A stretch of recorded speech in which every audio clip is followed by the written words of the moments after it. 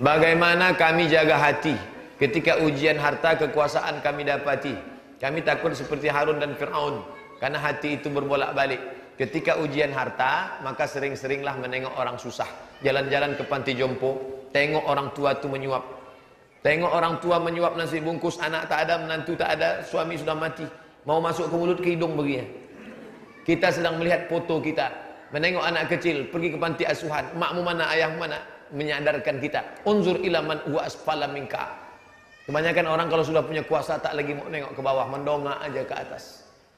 Tengok ke bawah. Unzur man huwa asfala minka. Ketika sholat pahamilah, ini semua pinjaman dari Allah SWT.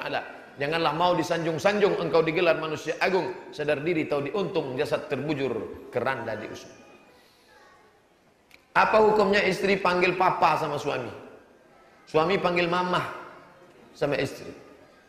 Saya tak menyuruh istri saya panggil papa, istri saya manggil abang. Karena tak boleh manggil papa, manggil mama, maka saya suruh dia manggil abang. Manggil abang. Akhirnya anak saya pun manggil abang. Merah muka saya waktu di masjid. Waktu di masjid Jalan Jenderal tuh, datang anak saya lari. Abang, abang kan. Disitulah baru saya paham. Kalau ada istri manggil papa, sesungguhnya dia mau mengatakan, oh papa anakku. Itu maksud dia. Oh papa anakku. Cuman disingkatnya papa. Karena kan dia cerdas. Takkan bini itu tak tahu mana ayah dia, mana ayah anaknya. Itu sebenarnya. Nah, tapi saya sudah terlanjur, dia manggil abang. Gimana? Apa hukumnya kita menerima beasiswa dari bank konvensional? Haram. Ustadz kan bilang haram karena tak dapat. Pokoknya haram.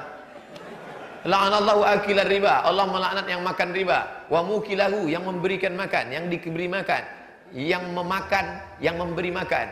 Wa katibahu, penulis, pegawai administrasinya. Wa syahidahi, kedua orang saksi. Saksi-saksi kena juga. Semua kena. Tadi kami ke masjid Abu Darda, bahwa menggulingkan pemerintah tidak boleh. Karena pada zaman dulu tak ada penggulingan pemerintah seperti zaman Nabi. Dan menuliskan pemerintah. Kalau mau melaga pendapat Abu Darda, jangan dengan Abdul Somad. Abu Darda ini kan salafi, maka komplain dengan yang salafi juga. Jangan ke Abdul Somad, tak nyambung. Lalu tengok video siapa? Tengok video Umar Ja'far Thalib. Ustadz Umar Ja'far Thalib itu salafi. Dari mana? Jogja.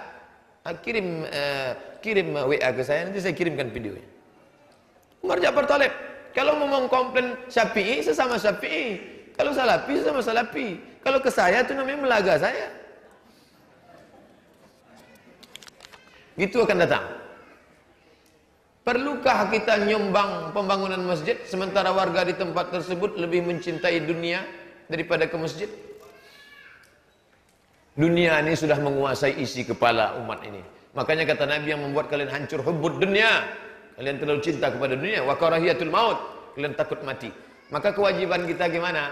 Sampaikan pengajian, buat tablik akbar. Paling tidak di masjid-masjid sebodoh-bodoh orang di Pekanbaru ini pasti ada 4 pengajian dalam setahun. Tahun baru hijrah, Maulid Nabi, Isra Mi'raj, Nuzul Quran, atau menyambut puasa. Muatkanlah isinya, jangan isinya yang tidak-tidak. Bisikkan ke Ustaz itu, Ustaz, undi Ustaz ngomong ceramah 4 poin saja. Perempuan menutup aurat, memakmurkan masjid, anak-anak pendidikan agama, dan taat kepada ulil amri kalau dia taat. 4. Jadi cerita dia tak ngalor ngidul. Ustaz tuh tak tahu apa yang mau dia sampaikan di kampung itu. Kita mesti ceritakan. Jangan sampai dia bawa entrostop. Disangkanya di situ orang mencret, padahal orang sakit kepala. Tak nyambung kajinya. Tapi kalau saya diundang di kampung, saya tanya, apa masalah yang paling urgen di kampung ini? Sini orang kelahi masalah warisan. Dah. Apalagi? Masalah istri tak pakai tutup aurat. Apalagi? Masalah tak peduli pendidikan agama. Apalagi? Sabu-sabu dan narkoba. Itu yang kita bahas.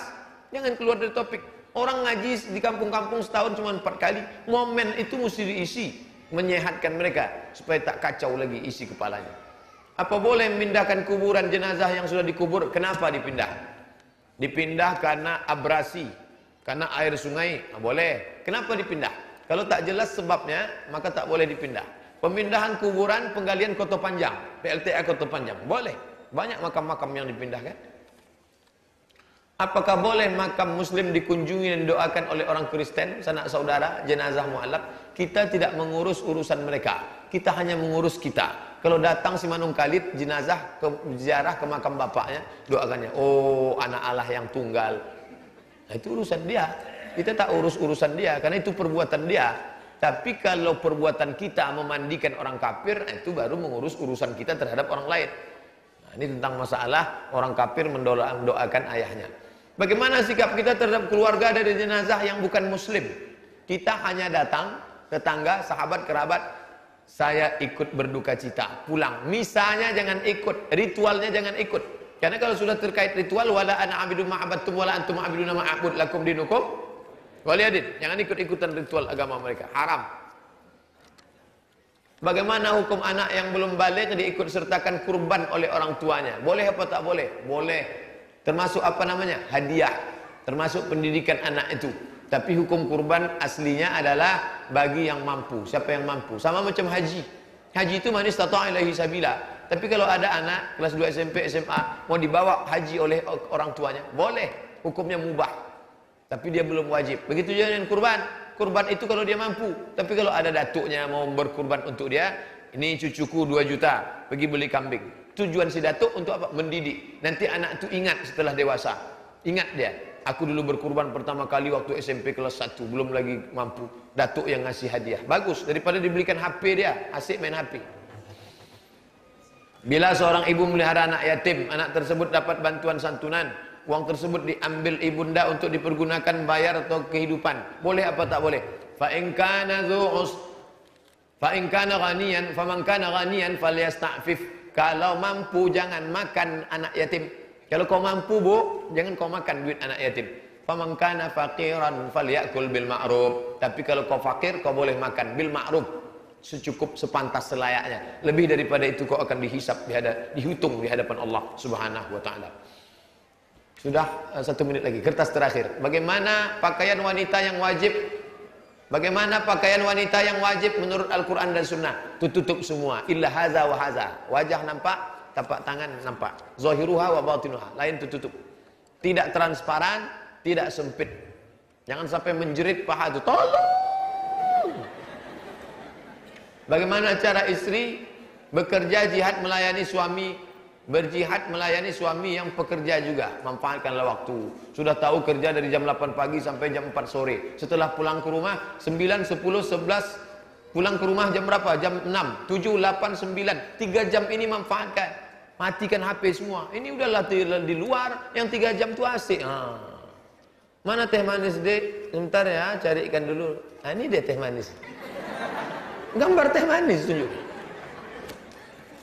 Itulah kaji kita. Terima kasih. Mohon maaf banyak silap salah. Subhanakallahumma wa bihamdika asyhadu an la ilaha illa anta astaghfiruka wa atubu ilaik. Wassalamualaikum warahmatullahi wabarakatuh.